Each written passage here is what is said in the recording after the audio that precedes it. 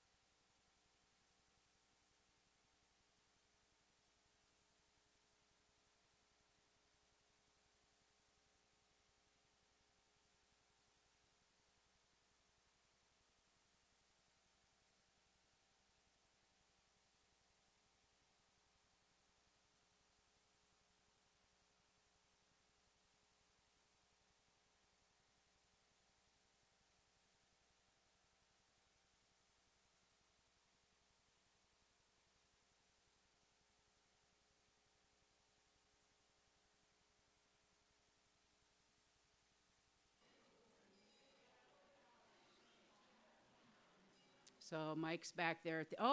Thank you so much. We're just trying to get people back in here because everybody's out there having a wonderful time. So trying to get them back in here to do business. So, yeah. Hi, everybody. I think that we will wait just 1 minute and get these doors closed. So, thank you, everybody who is here. I really appreciate that.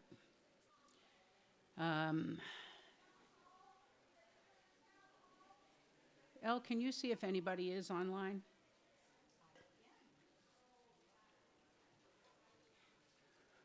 Four people. All right.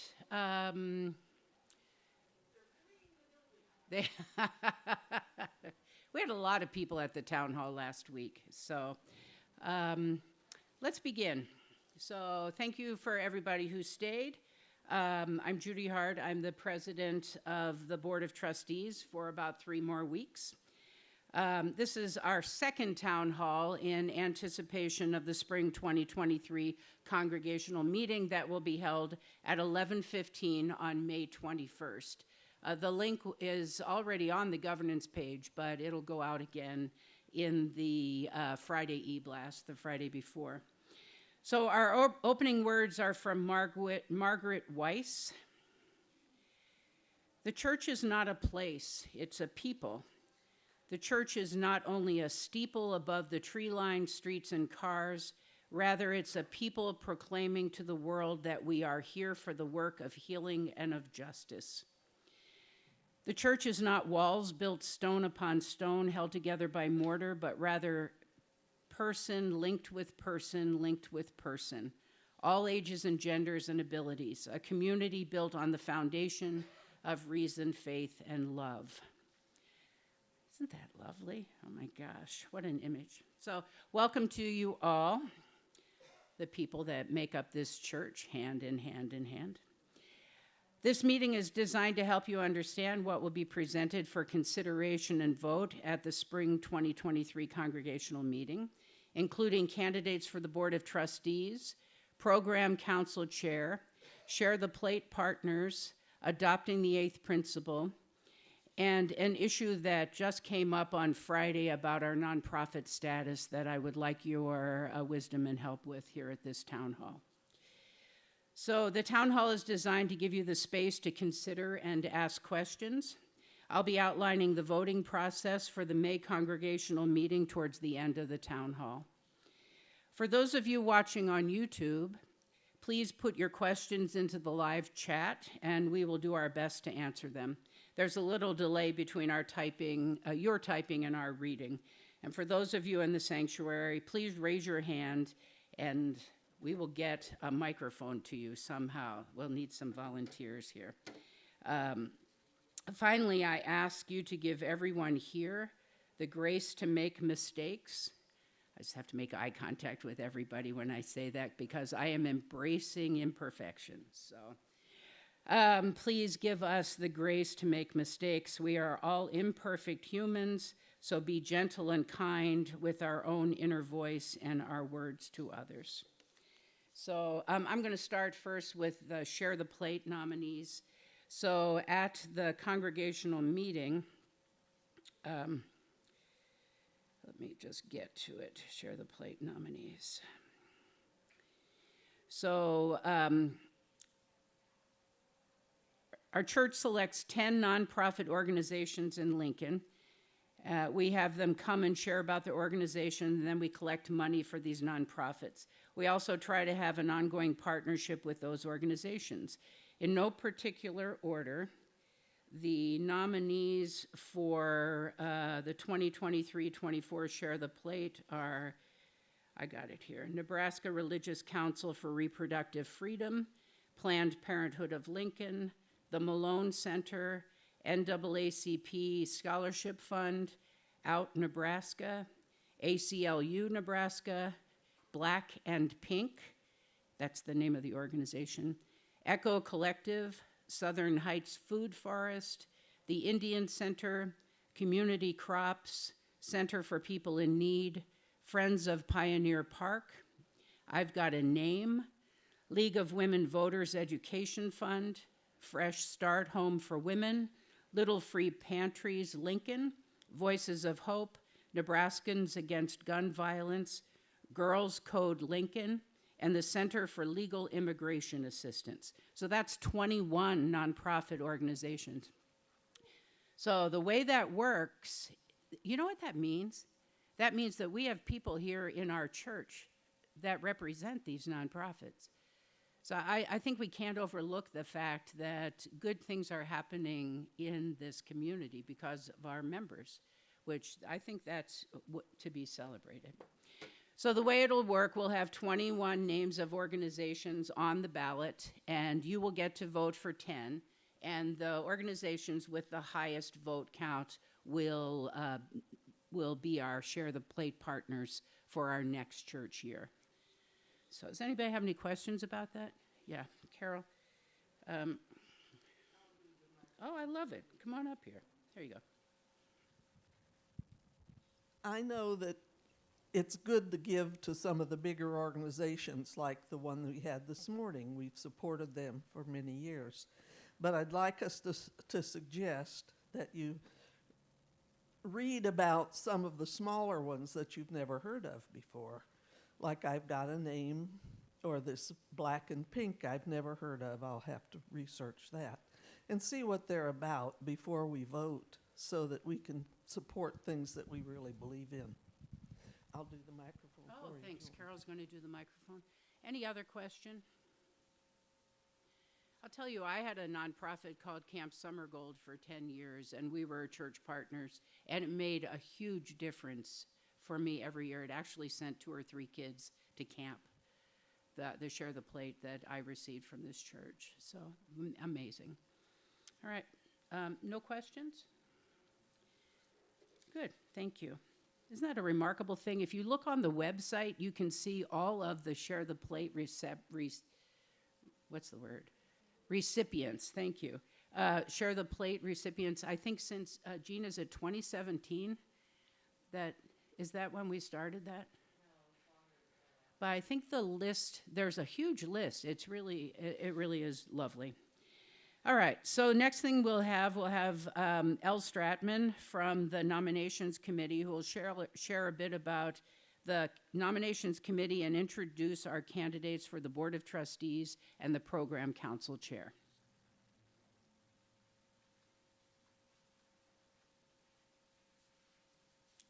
Thank you, Judy. Okay, so I am Elle Stratman, and I'm on the Nominations Committee, along with Arden Hill, Emily Cameron Shatil, Molly Pazant, and Christy Wamstad.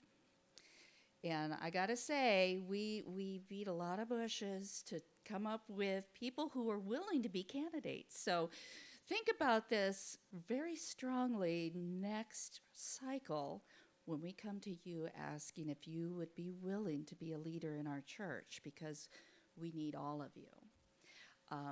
But we are fortunate enough to have good candidates for this coming election. And I'm going to start with the nominees for the Board of Trustees. And we'll first start with Mary Kay Stillwell. Mary, would you like to come up and talk a little bit about yourself? Thanks, Elle. Let's see, where to begin? My husband and I joined the Unitarian Church 5 years ago on March 1st, so we celebrated our 5th anniversary not too long ago.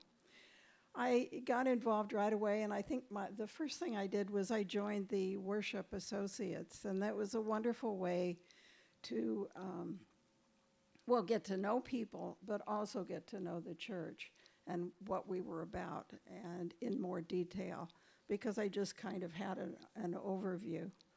I got to know the church through my husband, who spoke here.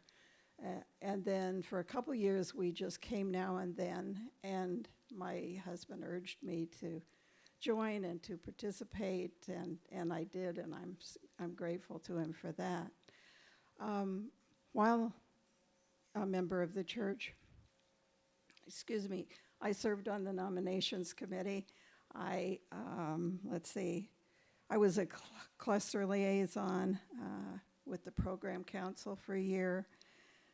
I was on the task force to dismantle white supremacy, and the church anniversary committee, which was really an opportunity for me to learn more of the deep history of the church and what the prior parishioners and our pastors have done for the city of Lincoln. It was a wonderful adventure into the past.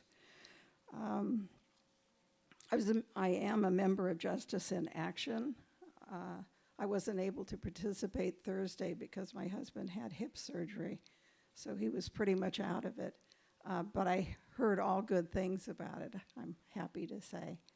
And I worked on the Summer Indigenous Program Planning Committee this last summer, which was a rich opportunity to learn about our Indigenous ancestors and neighbors here today. So that's a little bit about my past. One of the questions on the application, or not the application form, the nominations form is, what are your goals if elected? And it seems to me that we're all about exploration, faith development, and action. And so with those three things in mind, I'd like to really focus on bringing additional rich programming to the church, because that's how we learn about the community in which we live. I'd also like to work with the program council and the committees to, if we adopt the eighth principle, how are we going to live that? We had our Indigenous program last year, which led to a land acknowledgement, but how are we going to continue to learn and support our Indigenous neighbors? There is a underground sort of effort to bring back the second service on Sunday, and I certainly support that, and I'll do everything I can to help bring that back too. And I also want to let everyone know that I'm really open. Please send me your ideas, your thoughts, and your dreams for our community, for what we're doing now and what we might do in the future. A little bit about myself. I was born in Omaha, Nebraska. I lived there until my high school years, and I spent on we moved to a farm, and I spent 4 years there. And during the Indigenous Summer Program, I did some research, and I was able to locate the woman who first, she was a Dakota woman who first lived on the land that we eventually farmed. So that was just a side wonderful aspect of the summer adventure for me. I went to school then in Kansas at a small women's college, Catholic, and then I set off for New York to find my place in the world. I had this idea I was going to be a cross between F. Scott Fitzgerald and Maxwell Perkins. And in 1990, we returned. Well, I returned. I brought my husband and son with me. When I left, I was never going to get married. I was never going to have children, and I was going to devote my life to writing and literary things. And then I met my husband, and then Will came into our lives, and then Anna. So I was a work in progress, as Reverend Vos mentioned today. Still am. I came here to Lincoln, to the university. I got a 6-year fellowship to work on my doctorate and to teach here. It was a wonderful experience. I majored in prairie literature. I did my dissertation on Nebraska poetry. Sarah Voss is a poet represented in one of the books that I edited of contemporary Nebraska poets, I'm happy to say. Right now, I continue to read and write. I spend time with my 2 marvelously smart, funny, handsome grandchildren, and our 2 kids too, but it's the grandchildren that seem to get the most attention right now. I love to cook. I do water aerobics. And I love being a part of this congregation. Thank you. Are there any questions? I'd be happy to answer any. Okay, thanks. Thank you very much, Mary Kay. Our next nominee for Board of Trustees is Floyd Wickenkamp, and I will invite Floyd up here to speak on his own behalf.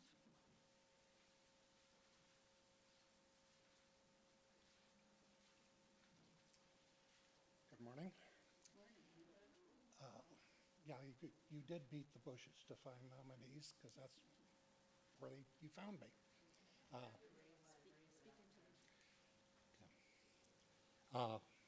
I've been a member for 20 years, but have been kind of around the periphery. Haven't been involved in a lot of the things, especially the last 10 or so. When Emily approached me a month or so ago and asked me if I'd consider, I couldn't think of a good reason not to. So, but I have been retired for 6 or 7 years now. I had worked in the insurance business as a claims adjuster for 37 years, I think. And prior to that, I had spent 6 years as a police officer. But so I have worked with people, my entire working life. But I don't know that I have any history of accomplishments in the church, but other than men's potluck and bridge. But I'm more than willing to take it on. So, if anybody has any questions,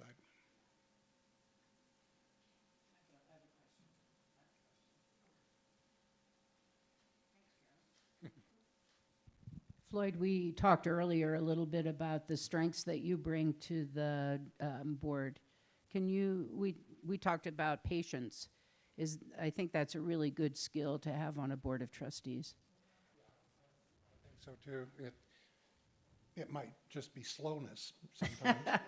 But Well, slow is good. Sometimes we race through slow things. can be good. Yeah. Anything else like that that you have in your nature that you think is a great skill to have on a board? Not particularly, really. Showing up is good. You're here. I'm here. So, in spite of the marathon. So. Yeah. Oh, Christine has a question.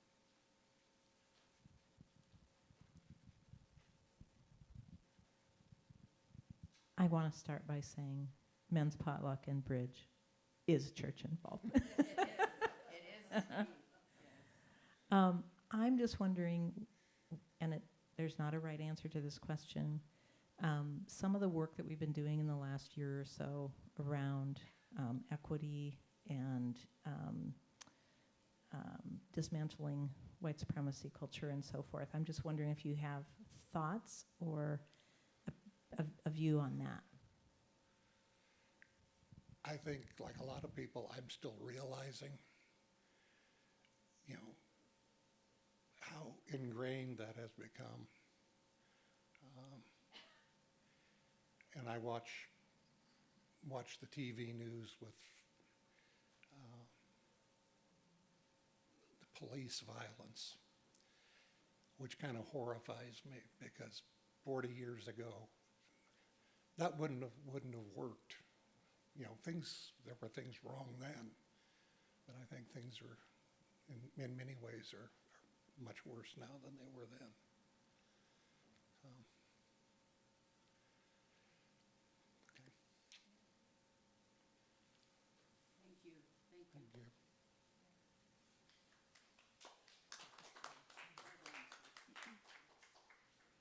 you. Thank you, Floyd. And our third nominee for the Board of Trustees is not currently present. I am assuming the marathon has trapped her. and that is Melody Vaccaro. So I'm just going to read a few of the things that Melody put into her nomination form. She's been a church member since 2011, and she started attending in 2010 and then joined after getting married at First Unitarian in Omaha.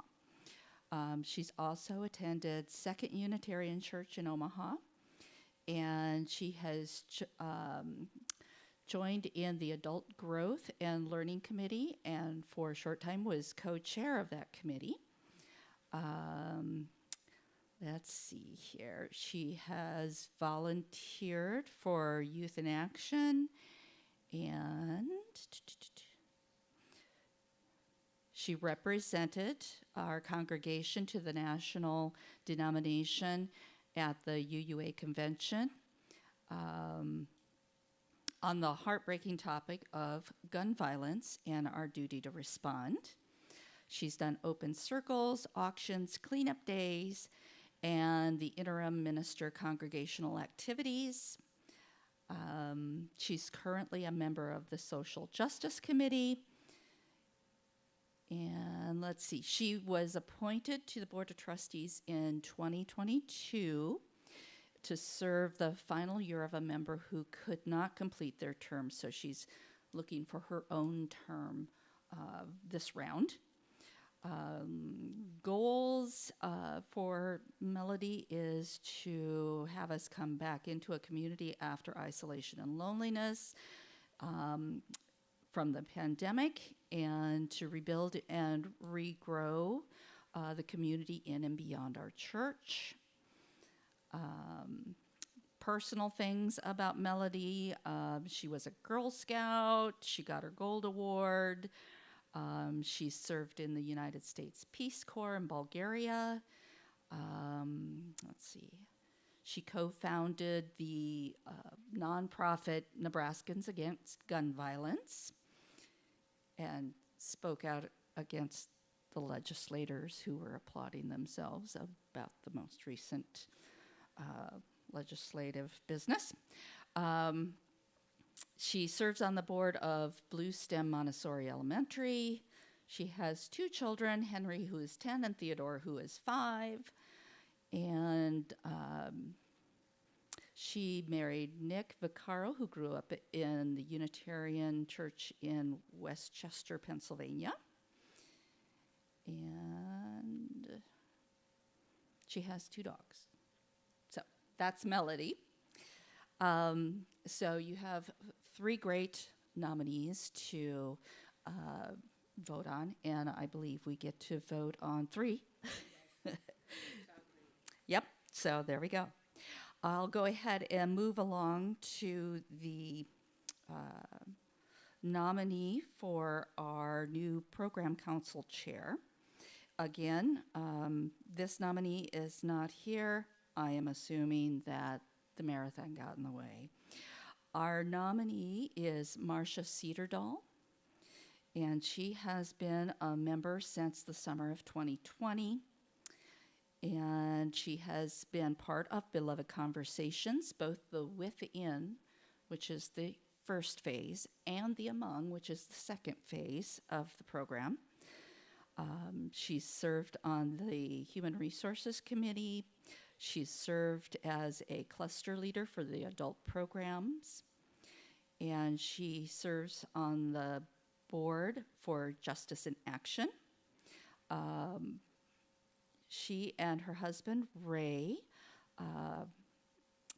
have spoken about pledging and our involvement with the church. So she serves as a leader for a monthly open circle. And let's see, her goals are reaching out to Black, Indigenous, people of color, and younger adults to increase their involvement.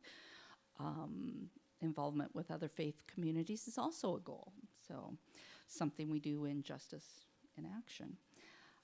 She's been a registered nurse for 46 years. She graduated from Bryan Hospital School of Nursing in '77, and she is serving on the Nebraska Palliative Care and Quality of Life Advisory Council. Very important program there. Let's see. Her and her husband have been long-term social justice advocates. They are parents of a gay child, and they have marched and been involved in many rallies. And she feels it's important to fight for everyone's rights. And she also volunteers for the American Cancer Society and facilitates grief groups at Morning Hope.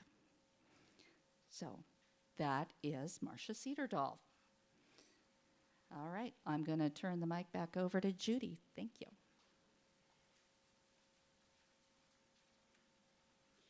Thanks, Elle. Those are wonderful candidates, and they will make remarkable board members also.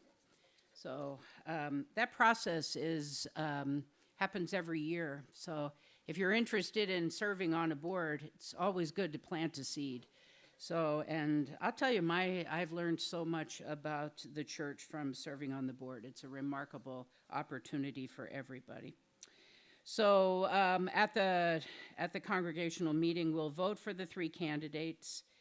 The 3 people that are leaving the board are Melody Vaccaro, because she was standing in for serving the end of somebody else's term, Bert Smith, and I also am leaving the board in 3 weeks. It's kind of amazing. The board consists of 12 people. There's 9 elected members of the board, plus ex officio members, treasurer, minister, immediate past president, and program council chair. So 3 positions open, 3 candidates. That's good. Well, ex officio, Elle has guided me to be what it means to be an ex officio. So, yeah, but we have Dorothy Ramsey is taking a leave of absence from the board, and Elle is going to take her place for the next church year. So that's an interesting revolving door. So we're so happy you said yes. That really, it's really important to keep our organizational memory current. So the next thing we have to vote on at the congregational meeting are the 2022 winter congregational meeting minutes. I'm looking right at Mary Summermeyer because she is the best person for finding anything that needs to be edited in the minutes. I'm wondering if anybody has had a chance to look at them. Mary, have you had a chance to look at them, the winter meeting notes? I looked at them after they were prepared, and I skimmed through them, and they look the same, so. Okay, we did this wonderful thing after the winter meeting.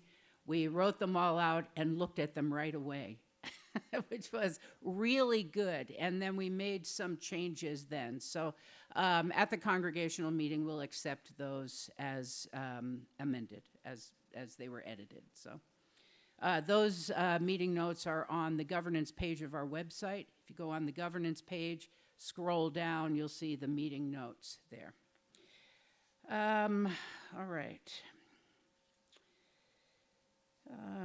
We're going to be voting to adopt the 8th principle. And the 8th principle is, are the 7 principles are they over here? So I think they're listed on our wall over here. Our goal is to add an 8th principle. And this is how it reads. We, the member congregations of the Unitarian Universalist Association, covenant to affirm and promote journeying through spiritual wholeness by working to build a diverse, multicultural, beloved community by our actions that accountably dismantle racism and other oppressions in ourselves and our institutions. We've dedicated the last 6 months here at our church to ask questions, to go on field trips, to meet in small groups, to question everything we thought or think about white supremacy and racism. And we've spent, I think we've all learned together. And I think if we adopt this eighth principle, it will allow us to continue to do the work, just like our Indigenous programming does that Mary Kay had mentioned. One of our members said to me last week, race and white supremacism isn't always about the color of our skin. She's a Holocaust survivor, and she said, you know, looking at fascism and how that is a racist, that takes away people's rights also. So she said, don't forget to have that conversation too. So she isn't here today because I know she's trapped in her neighborhood. So does anybody have any questions about adopting the eighth principle?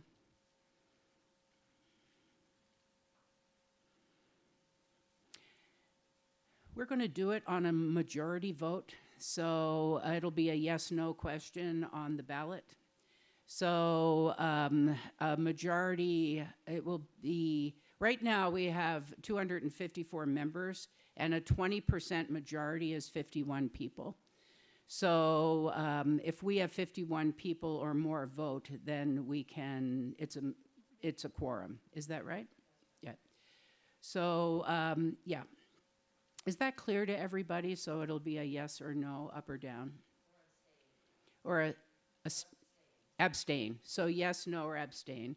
Yeah, Priscilla, Carol, you want to ask your question and then give Priscilla Okay, the mic? I just wanted to, I don't understand about, is it that many yes votes? No, if we have 51 people vote, then we have a quorum. Okay, Yeah, it's a majority of the people who vote. Okay. Okay, that relates to my question. So we need a quorum to attend the meeting in person and online? No, it's going to be the number of votes is our quorum. Getting people to be in the same room at one time has been a challenge since the end of the pandemic. So we are counting the number of votes as a quorum, and only members can vote. So, yeah. I just wanted to share, this is Jean Helms, if I'm not on camera, that Judy had asked me to look at how many people voted the last 3 congregational meetings, and the numbers ranged from, I believe, 93 to 107, and then you add in 3 or 5 paper ballots. So we have around 100 people voting at each particular meeting, give or take 5.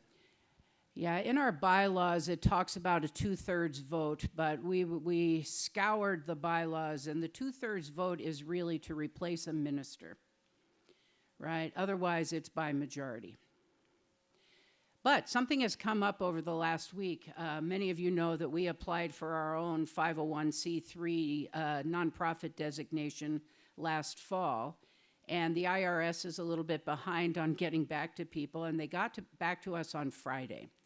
And they said your application is incomplete because the language in your articles of incorporation don't match the test for a 2023, for the language we need to have in it for 2023.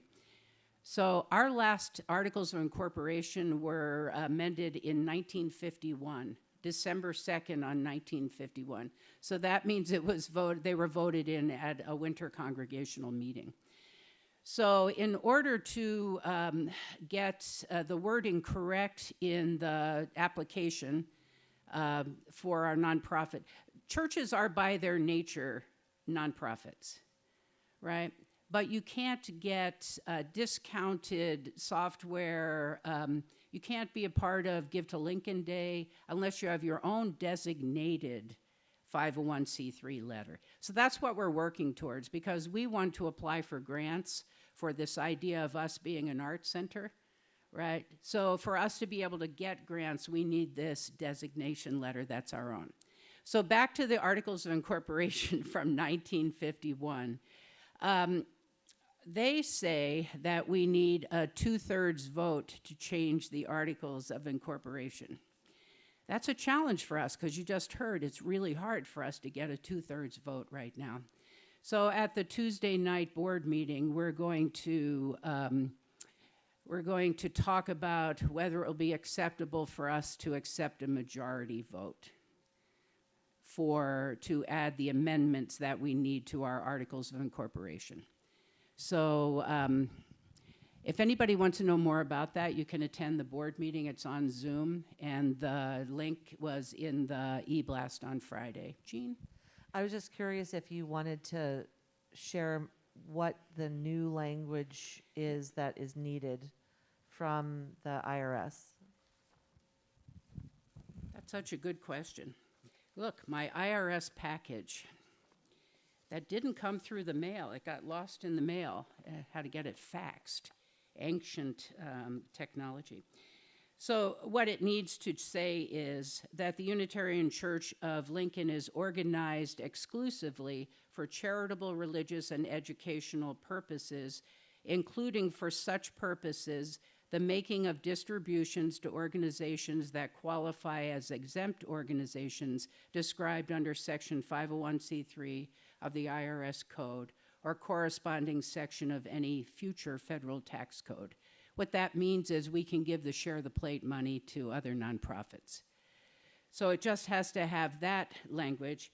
And then the other language is, upon the dissolution of the organization, assets shall be distributed for one or more exempt purposes within the meaning of Section 501c3 of the code, or corresponding section of any future federal tax code. So it really is just updating the language from 1951. Yeah, Carol? Do we have, I mean, I know we probably know this, all the organizations that are up for nomination for our giving on Sundays, are they all nonprofit? Will Yeah. that affect it? Yeah, Okay, they have to be nonprofits to be Okay. considered. okay. So, yeah. Does anybody have any questions about that? It's some small hoops, but we're under a time crunch because they gave us a deadline. So we'll talk to the board on Tuesday because actually I can't remember which article in the bylaws, it says the board is the legal entity that speaks for the church. So, yeah, Wendy. Just a quick question. You read the language that needs to go in. Is it replacing current language? Or No, is it it's just an amendment addition? to. Mm-hmm. Just for clarity, so might this be voted on at the spring congregational meeting? Yes. Okay. Yeah, we have to vote on, and this is supposed to be a 3-week warning, but we're going to ask if we can suspend that. I'm going to ask the board if we can suspend that and let everybody know this week that we'll be voting on it. So it's more like a 2.5-week notice. So, yeah. Floyd, did you have a question? No. Is that clear? That's an addition, and I'm so sorry, but life happens, and it's a good thing. It's going to end up just fine. All right. So, the structure of the congregational meeting. Here's what you can expect. We'll start the meeting at 11:15, right after the service on May 21st. The meeting will be in person and. Oh, will you check to see if there's any questions in the live chat? Oh, good. Thank you. Thank you. The meeting will be in person and on YouTube live stream. Starts at 11:15. The items that we'll be voting on will be the approval of the winter 2022 congregational meeting minutes, the candidates for the open board of trustees positions, the new program council chair, the share the plate nominees, the 8th principal, and then the amendments to our Articles of Incorporation. We'll also hear reports from our board president, our treasurer, the program council chair, the director of religious growth and learning, and religious growth and learning. There will be written reports from staff that will be included in a written packet, but which I'm really thankful for. Our staff does so much. It's so much. Just when you think you got a job description, it's like then something else comes in and it blows out the sides. It's a little bumpy on the edges. So thank you, staff, so much for holding us together. The spring congregational meeting is the time we get to hear about many of the remarkable things that have happened in our church community over the past year. We'll have a report from our minister when he's back. That's going to be in the winter time. So, and did you hear what Jason announced this morning before the service? If you check our YouTube channel, our Unitarian Church YouTube channel, Oscar put up the video of him presenting the paper about our experiences during the pandemic. It's online. And in England, so, that's so cool. I don't know if there were any questions and answers, but he got to present it, and it's on our YouTube channel. The questions and answers were remarkable. Oh, everybody check it out. So, all right, what's the voting procedure? Because of our multi-platform format, not everyone will be in the sanctuary. To give everyone a voice, we'll be voting online again, as we have been doing for the past congregational meetings. Immediately following the congregational meeting, you will receive an email from the church office with a link to the Google form ballot. If you need to update your email in Realm, please do so soon. You should call the office to do that. There will be instructions on the Google form ballot on how to vote. Please follow those instructions closely. Once you're done with your voting, you will click the submit button and it will go to the church office for counting. For those of you who do not have electronic means of voting or who do not wish to vote online, we do have the option of a paper ballot. So please let the church office know. Only church members in good standing may vote. Those who've signed the membership book and have made a pledge for this year. You'll have 48 years, oh my God. That's like the Articles of Incorporation. I was trying to do the math. What is the math from 2023 to 51? Anyway, 72 years, those forward-thinking people wrote those articles. Anyway, you're gonna have 48 hours. So get to it, everybody. After the email to complete your voting. Results will go out in the Friday e-blast after the meeting.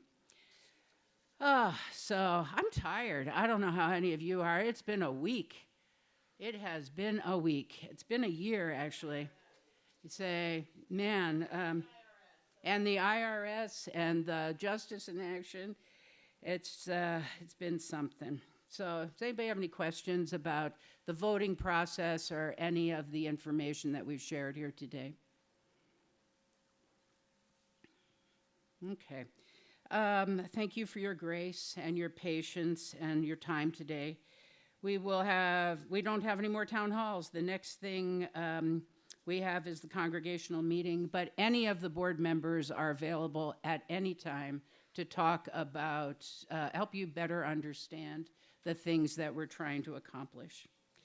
So I'll end here with our closing words. They're from Kathy Huff. Our time in this place may have ended, but our connection to each other and this community remains. Together may we walk the path of justice, speak words of love, live the selfless deed, trod gently upon the earth, and fill the world with compassion until we meet again. So blessed be. So thank you all. We are adjourned.